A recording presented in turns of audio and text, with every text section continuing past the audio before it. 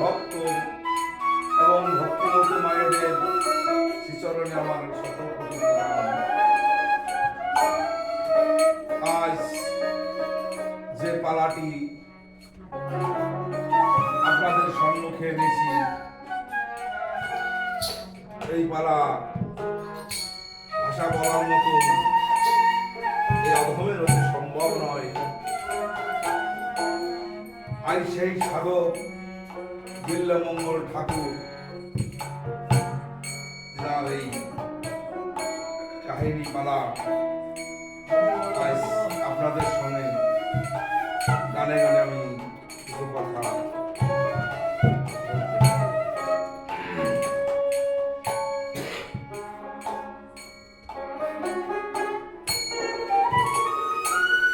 বিল্লমঙ্গল ছিলেন একজন ধনীর দুলাল, কিন্তু জীবন ভরে মানুষকে দান করে এসেছে। আর মনের আবর্জনা সে কখনো পরিষ্কার করতে পারে নাই। তাই বলেছে, দান করে ঠাকুর শ্যাম পারে না,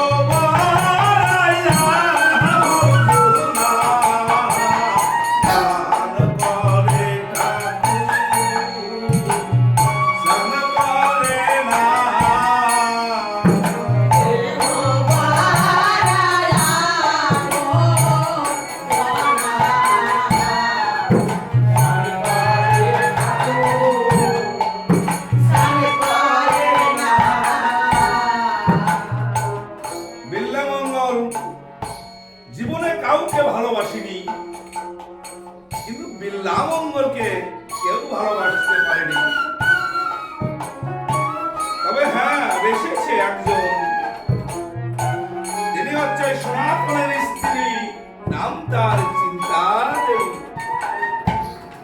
কেমন ভালোবাসা আর কেমন প্রেম,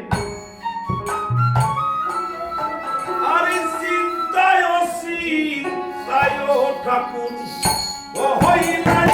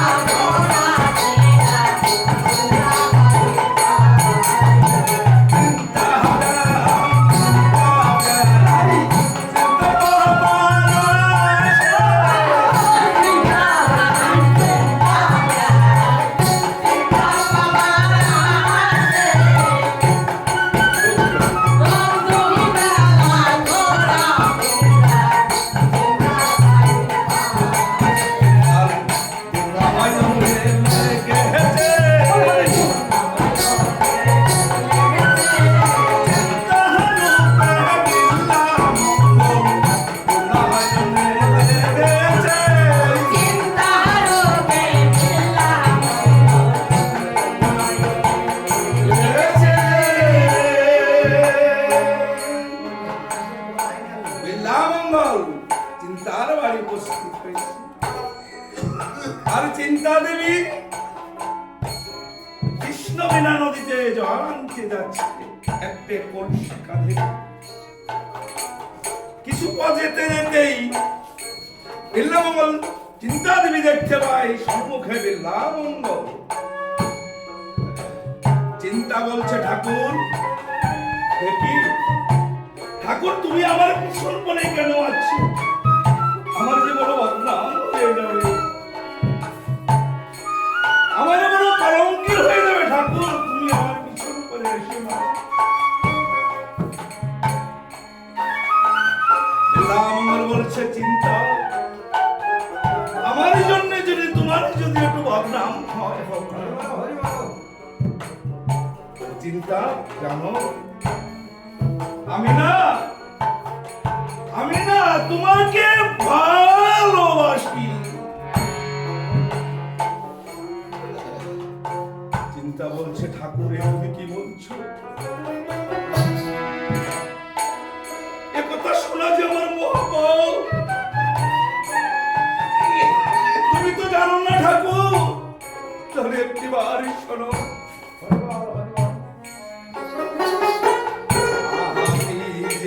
যুবতী আরে রোগিনী নারী জাতি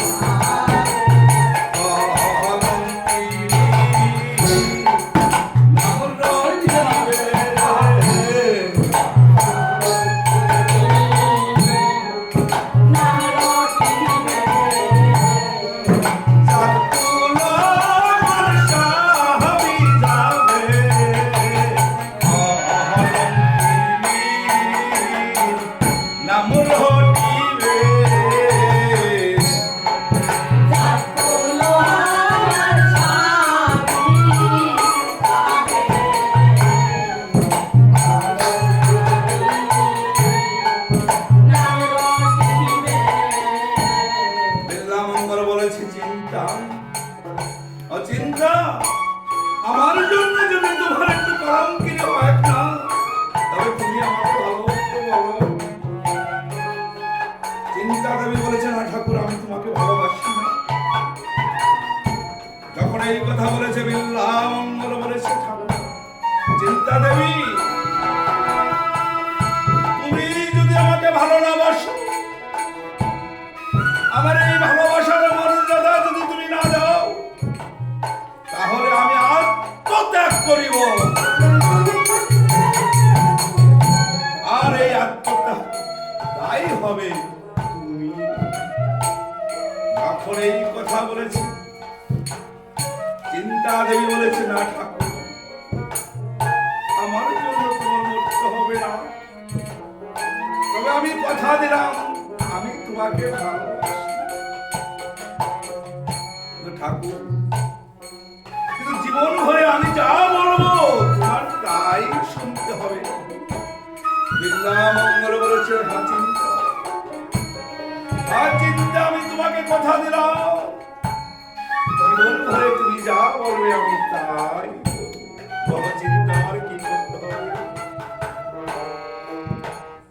চিন্তা দেবী বলেছে ঠাকুর আহাস তুমি ফিরে যাও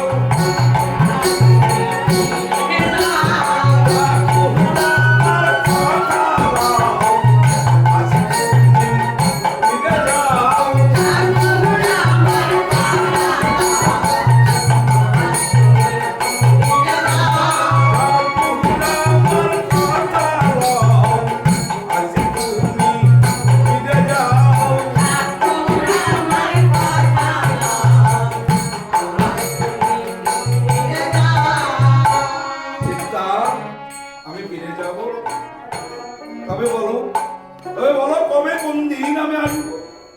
চিন্তা বলেছে ঠাকুর এই কথা বলে দিতে হবে। তাহলে শুনুন, দোস্তর শেষে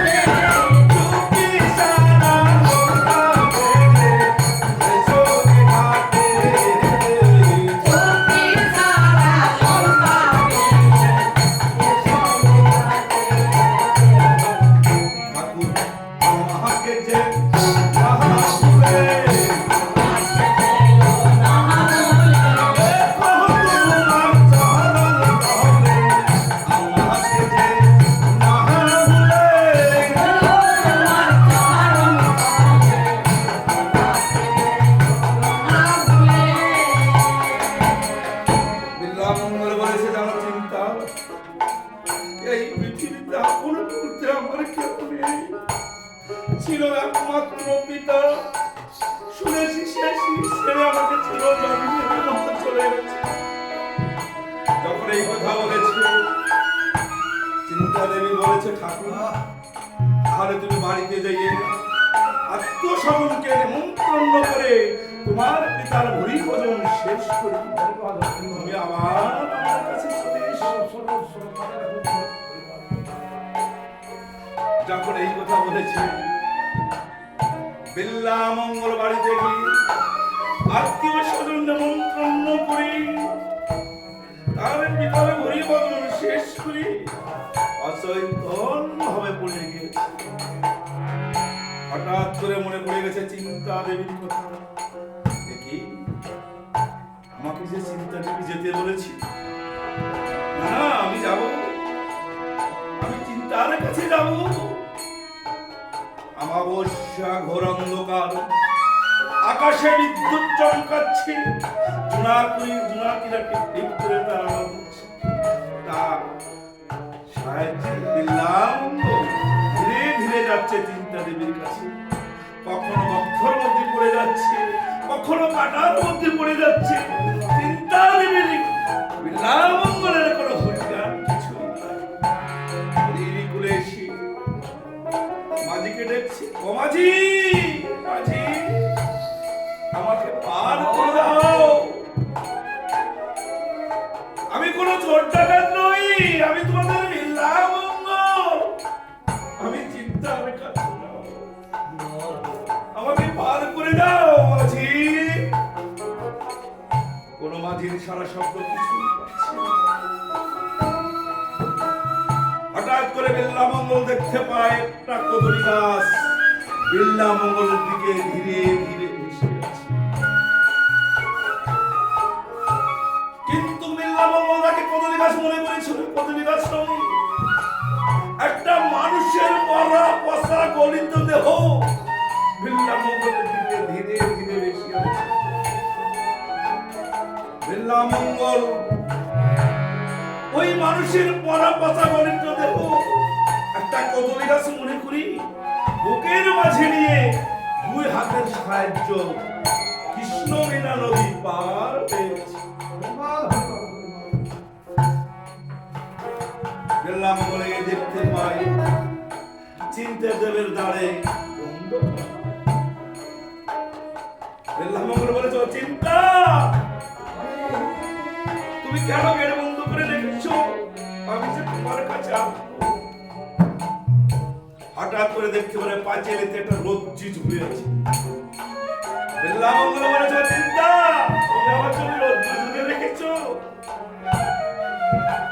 বিল্লামঙ্গল তাকে রজ্জু গান করছো, কিন্তু রজ্জু নয়, একটা বিষধর অজাগর সাপ সর্বঙ্গে ঝুলে বসে আছে। বিল্লামঙ্গল একটা রজ্জু গান করি ওই লেজ ধরে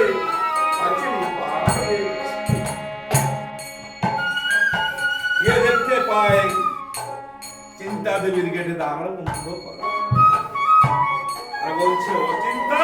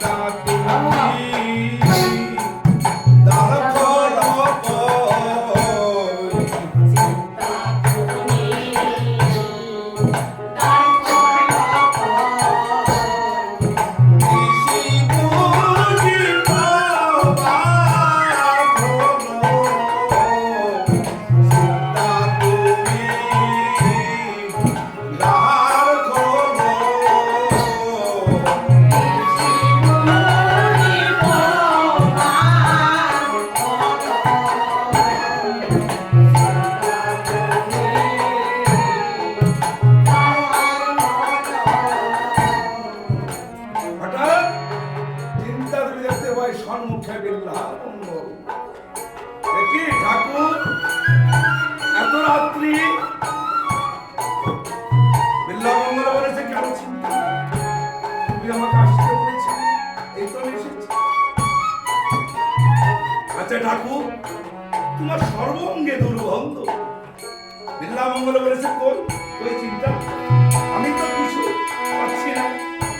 আচ্ছা ঠাকুর, তুমি আমার এই গেট পার হলে কি করি? বিল্লামঙ্গল বলেছে, কেন চিন্তা, তুমি আমার জন্য রজ্জু ধরে রেখেছো?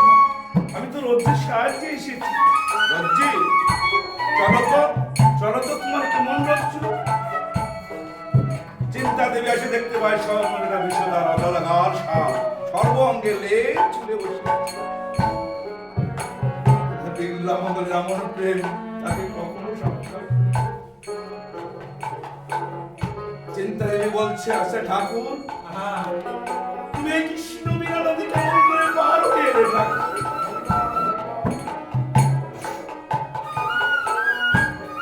বিল্লামঙ্গল বলেছে, কেন চিন্তা, তুমি আমার জন্য একটা কদলী গাছ ভেসে দিয়েছো। কদলী গাছ? আমি তোমাকে কদলী গাছ ভেসে দিয়েছি? চলো তো তোমার কেমন কদলী গাছ। তাই দুইজনে যাচ্ছি কেমন ভাবে। আর আগে আগে চিন্তা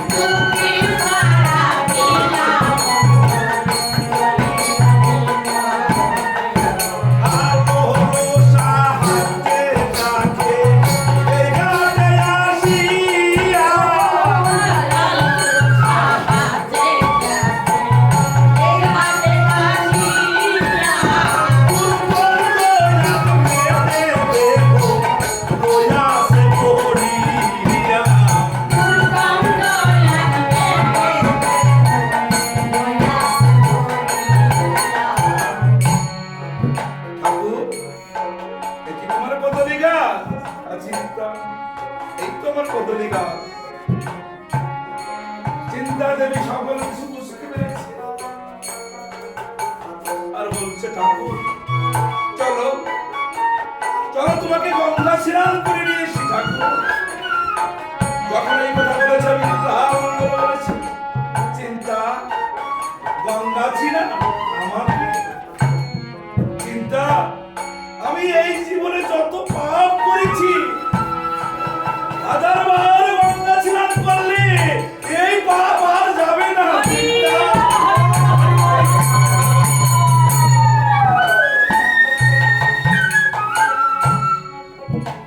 না ঠাকুর, তোমাকে গঙ্গা স্নান করতে হবে।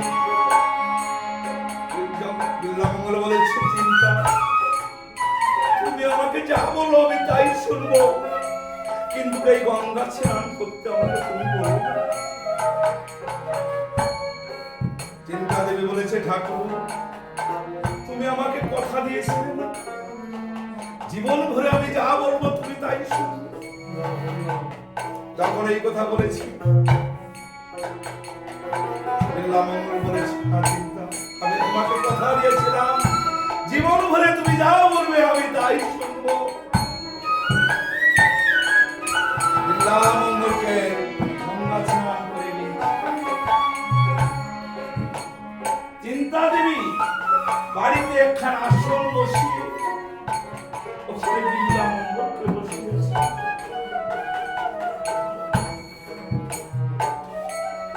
বলেছে চিন্তা দেবী, ঠাকুর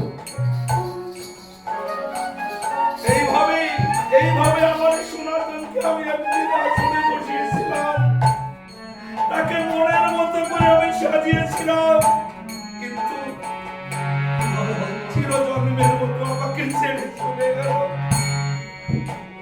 ঠাকুর তাই আমার এই মনে বাসনা জেগেছে, আজকে তোমাকে এই মনের মতো করে আমার সনাতনকে আমি বসাবো, সনাতনের মতো তোমাকে মনের মতো করে আমি সাজাবো।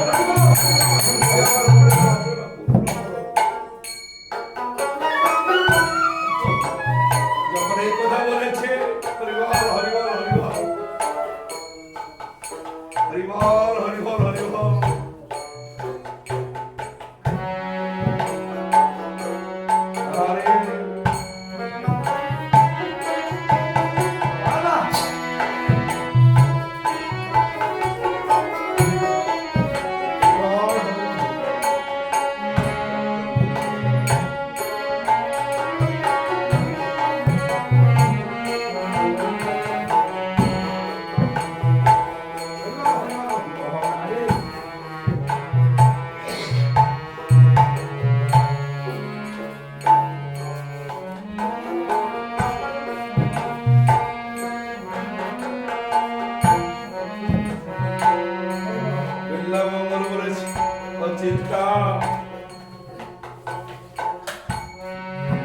এই আসরে যাকে যারা বসে তারা যে এই জগতে থাকে না, চিন্তা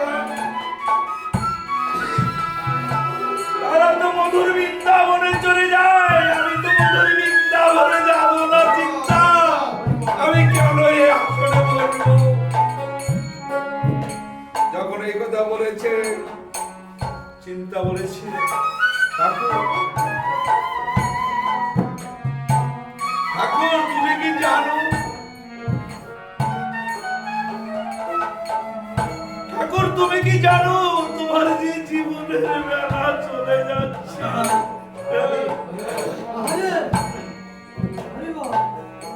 ঠাকুর তুমি সারা জীবন ধরে আমাকে যতটুকু ভালোবেসেছো,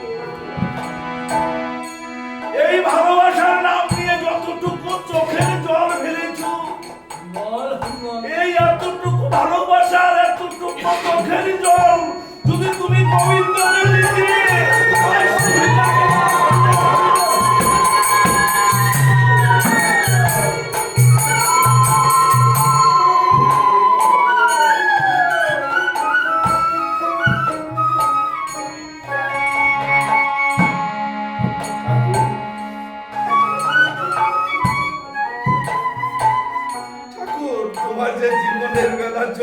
যাচ্ছে,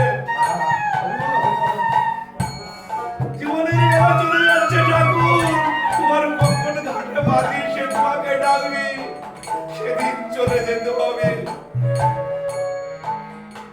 কি বলবে, কি বলবে চিন্তা? আমার জীবনের বেলা চলে যাচ্ছে। চিন্তা, তুমি এর কথা কেন আমাকে আগে বলো নাই যে ঠাকুর তোমার জীবনের বেলা চলে যাচ্ছে? তুমি আমাকে আগে কেন বলো নাই ঠাকুর?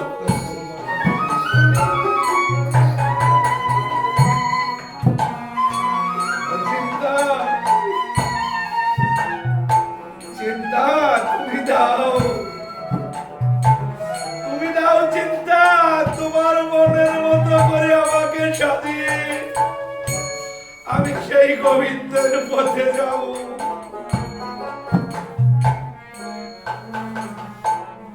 চিন্তা, দাও সাজিয়ে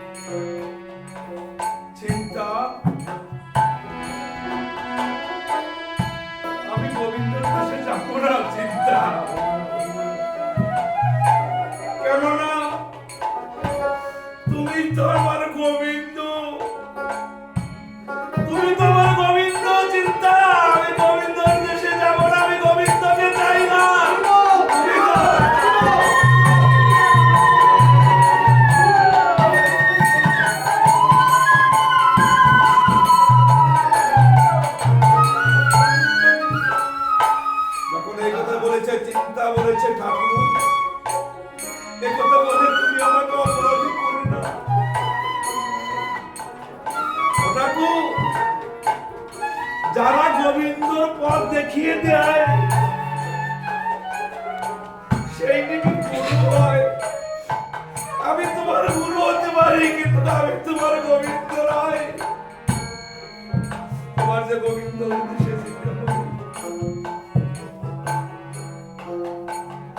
তখন এই কথা বলেছি।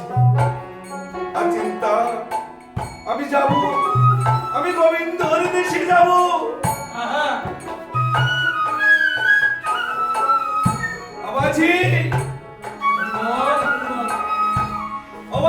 যখন আমি গোবিন্দর পথে যাব,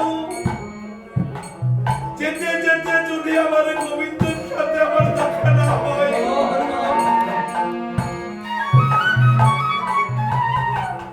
সেদিন আমার এই দেহ ছেড়ে কোনো পাখি যদি ভবনদী ঘাটে দাঁড়ায়, হে গোবিন্দ তুমি আমাকে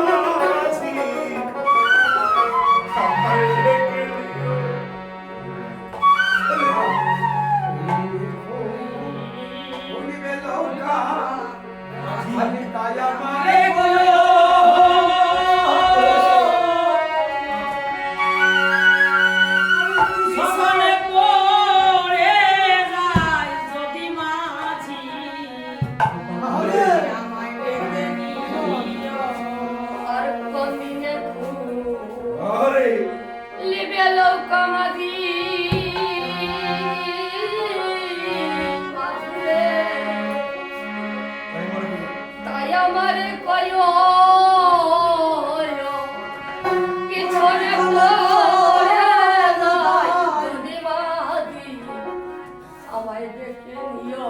আরে, তোমার কোন সময় নেই, কখন হবে সেই খবর নাই।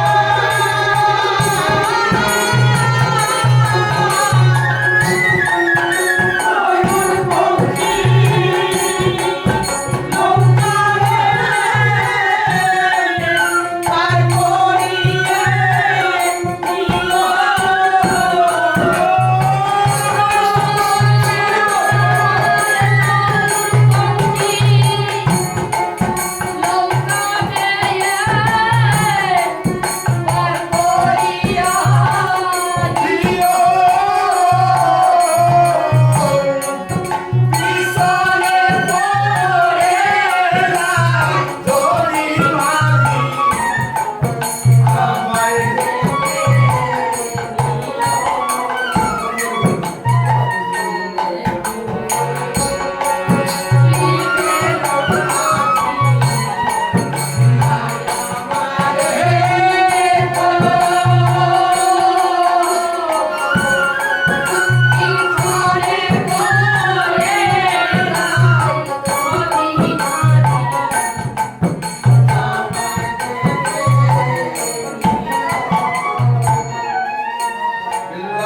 বলেছে চিন্তা তুমি আমার কখনো বিদায় দাও আর আশীর্বাদ করে দাও আমি যেন আমার প্রাণ গোবিন্দ চিন্তা বলেছে ঠাকুর আমি জানি না আমার আশীর্বাদ তোমার কোনো কাজে আসবে কিনা আমি জানি না তবুও তোমাকে আশীর্বাদ করেছে গোবিন্দ তুমি যদি তোমার ভক্তের ভালোবাসাটা পূর্ণ করো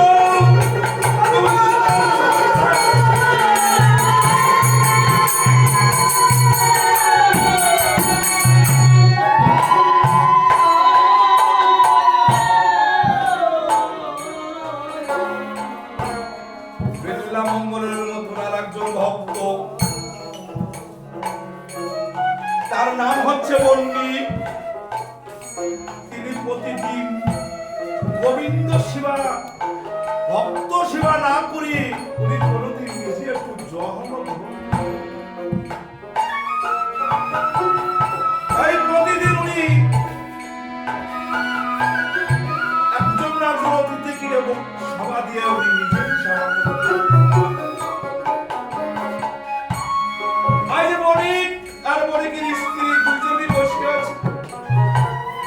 আজকে বেলা চলে যায় কোন অতিথি নাই আমি এখন কেমন করে সেবা করব ঠাকুরকে ডাকতে ডাকতে এমন সময় বিল্লামঙ্গল বণিকের সম্মুখে উপস্থিত হয়েছে বিল্লামঙ্গল যখন বণিকের সম্মুখে উপস্থিত হয়েছে বিল্লামঙ্গল বণিক এবং তার স্ত্রী দুইজনে এসে প্রণাম করলেন অতিথি ঠাকুর অতিথি ঠাকুর আজ আপনি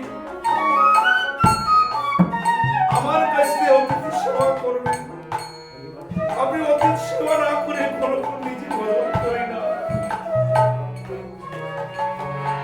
যখন এই কথা বলেছে বিল্লামঙ্গল বণিকের স্ত্রীকে দেখে উনি মুগ্ধ হয়ে গেছে ভুলে গেছে চিন্তার কথা ভুলে গেছে সেই প্রাণ গোবিন্দর কথা যে গোবিন্দ পথে চিন্তা পাঠিয়েছে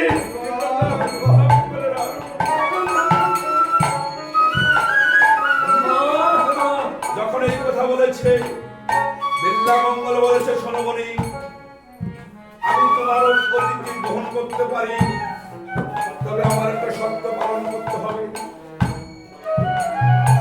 যখন এই কথা বলেছে বণিক বলেছে এই অতীত সবার জন্য যদি যে কোনো সত্য আমি তোমার সকল কথাই শুনবো বলো না যখন এই কথা বলেছে বিল্লামঙ্গল বলেছে বণিক আজ নিশি যাপনে তোমার স্ত্রীকে আমার কাছে নিশি যাপন করতে হবে তাই যদি তুমি সম্মুখে রাজি হও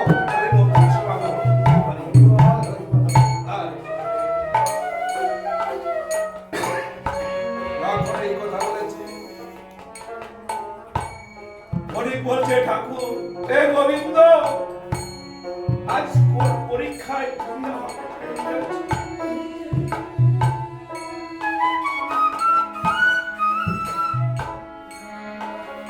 বিল্লামঙ্গলের কথাই বলি রাজি হয়ে গেলেন যখন বাড়িতে নিয়ে গেছে ভরি ভজন করেছে আমার বিল্লামঙ্গলকে সুন্দর একটা বিছানা দিয়েছে হঠাৎ করে বলছে বিল্লামঙ্গলকে বিল্লামঙ্গল তুমি দেখি না গোবিন্দর দেখা করতে। চিন্তা দেবী তোমাকে পাঠিয়েছে। আজ কেন হঠাৎ এই বাসনা জেগেছে কেন বিল্লামঙ্গল? যখন এই কথা বলেছে বিল্লামঙ্গল বলেছে, সত্যি কথা তো, আমি যে চিন্তাকে কথা দিয়েছি আমি গোবিন্দের দেশে যাব। বন্নিকে স্ত্রীকে বলছি, ও মা, মাগো তুমি আমাকে ক্ষমা করো মা, আমাকে দুটো সুজানি দেবে মা, দাও না। কি বলছি? পণ্ডিত বধূ বিল্লামঙ্গলকে সুজানিয়া দিল। বিল্লামঙ্গল দুই হাতে সুস্তুলিয়া নিল।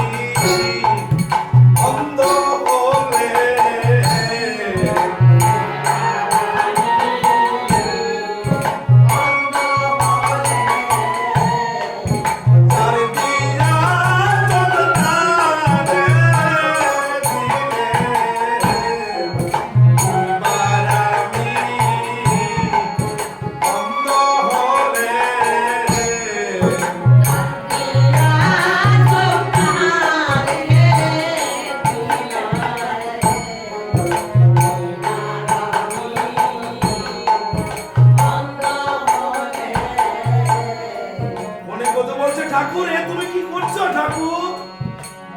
যখন এই কথা বলেছে বিল্লামঙ্গল বলেছে, মারে যে আঁখি দুটি আমাকে ভগবান দিয়েছে, সেই আঁখ দুটি আমি খারাপ নজরে দেখেছি। আজ আমি আমার এই চোখ দুটি আর রাখবো না, আমি যার চোখ আমি তাকেই ফেরত দিলাম। মা, আমাকে একটা নাকি দেবে মা? অন্য কথা বলেছে, ঠাকুর নাকি দেবে বলছে, যাও আমি গোবিন্দর পথে যাবো। অন্য কথা বলেছে, ঠাকুর সামান্য লাঠির সাহায্যে তুমি কতটুকু কত যেতে পারবে? যতটুকু পারি ততটুকুই যাও। তাই বিল্লামঙ্গল লাঠির সাহায্যে যাচ্ছে, কখনো গর্থর মধ্যে পড়ে যাচ্ছে, কখনো আড্ডার মধ্যে পড়ে যাচ্ছে, আর গোবিন্দকে ডাকছে। আর যে দেশে থাকো রে গোবিন্দ,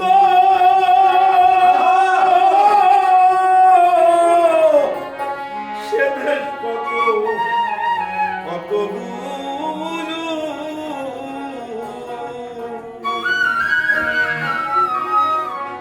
তোমার কানে পৌঁছায় না আমার করুণ কান্না সুরে।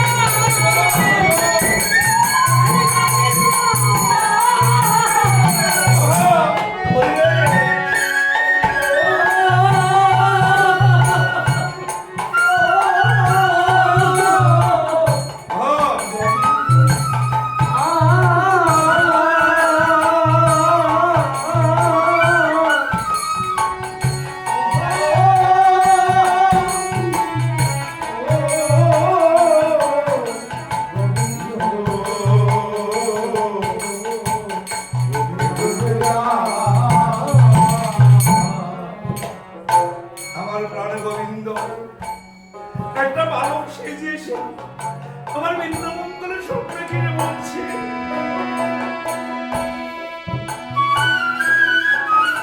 সাধু বাবা তুমি কোথায় যাবে?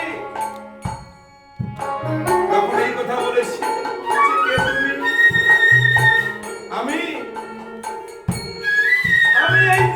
এই বৃন্দাবনে থাকি, এই জঙ্গলে থাকি। তুমি এই জঙ্গলে থাকো? তুমি কি বলতে পারো আমার প্রাণ গোবিন্দ কত দূরে আছে? কত দূরে থাকে আমার গোবিন্দ?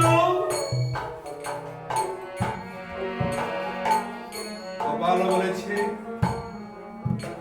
হ্যাঁ সাধু বাবা, এই তো বেশি দূরে নাই। তুমি কি আমাকে নিয়ে যাবে? তুমি কি আমাকে নিয়ে যাবে আমার প্রাণ গোবিন্দর কাছে? আমি তো দেখতে পাই না।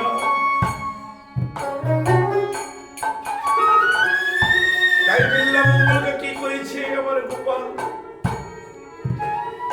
লাঠির এক মাথা ধরে নিয়ে ওকে জঙ্গলে কিছু দাঁড়ার জন্য যেতে না যেতেই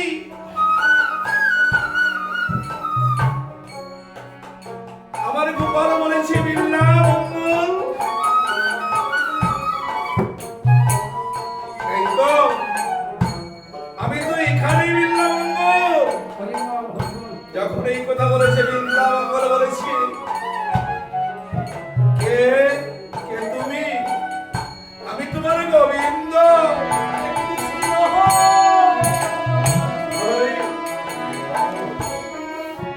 যখন এই কথা বলেছি, বিল্লামঙ্গল বলেছে, আমি বিশ্বাস করি না। তুমি যদি আমার প্রাণ গোবিন্দই থাকো, তাহলে আমার এই দৃষ্টি শক্তি তুমি দিয়ে দাও গোবিন্দ। আমি যেন তোমাকে দেখতে পাই, তোমার যুগল চরণ যেন আমি রাম করতে পারি। আমার গোবিন্দকে দৃষ্টি শক্তি ফিরে দিলে দেখতে পাই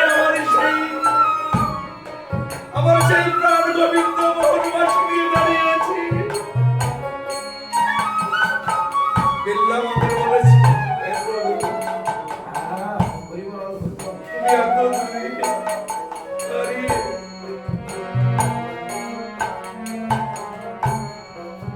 আমি বিশ্বাস করি না তুমি আমার প্রাণ গোবিন্দ। তুমি যদি আমার প্রাণ গোবিন্দ হয়ে থাকো, তাহলে কই আমার সেই রাধা রানী যুগলকেরা?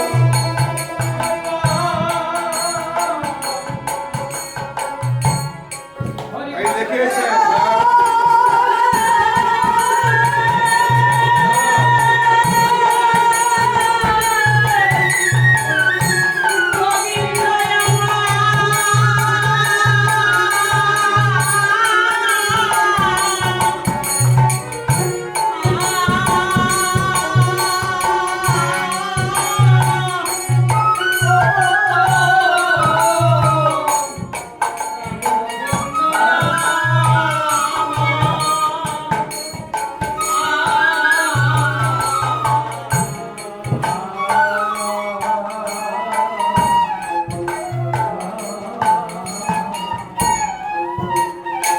গোবিন্দ বলেছে, বিল্লামঙ্গল কি চাও তুমি আমার কাছে? বিল্লামঙ্গল বলেছে, হে প্রভু তোমার কাছে আমি কিছু চাই না। আমাকে তুমি তোমার চরণ চরণ দুটি আমাকে যদি করে সেবা করতে দাও, আমি তোমার কাছে কিছু চাই না। যখন এই কথা বলেছে, আমার প্রভু বলেছে, আমার প্রাণ গোবিন্দ বলেছে, বিল্লামঙ্গল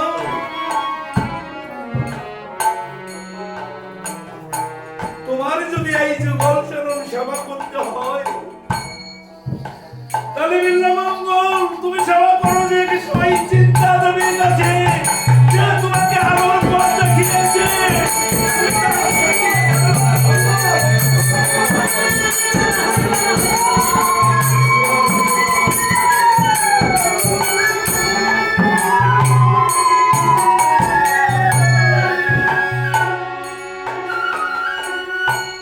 বিল্লা মঙ্গল চিন্তার কাছে কে বলছে চিন্তা, আমি এসে পেয়েছি চিন্তা, আমি গোবিন্দর দর্শন পেয়েছি।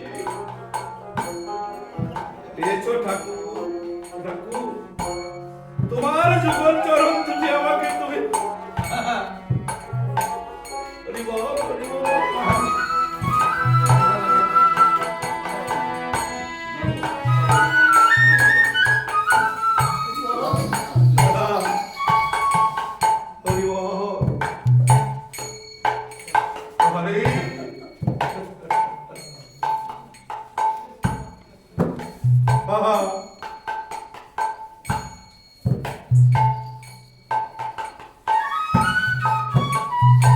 তাই তারা মন্দিরে বসে কি করলেন দুইজনে মিলে? চিন্তা দেবী বলেছি ঠাকুর আমরা এই গোপালের পূজা করি, আমরা এই গৃহে বসে পাবো আমাদের গোবিন্দর দর্শন, আমাদের এই মধুর বৃন্দাবনে দেখতে হবে না।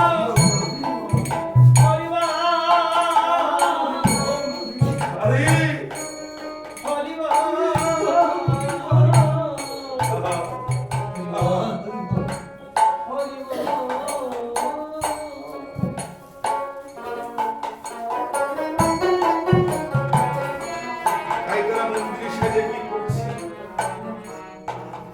গোবিন্দর নাম গান কীর্তন করেছে, হরে কৃষ্ণ হরে কৃষ্ণ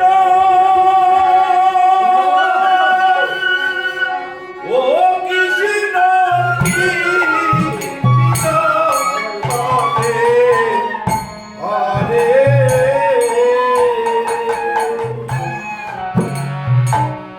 হরে রাম হরে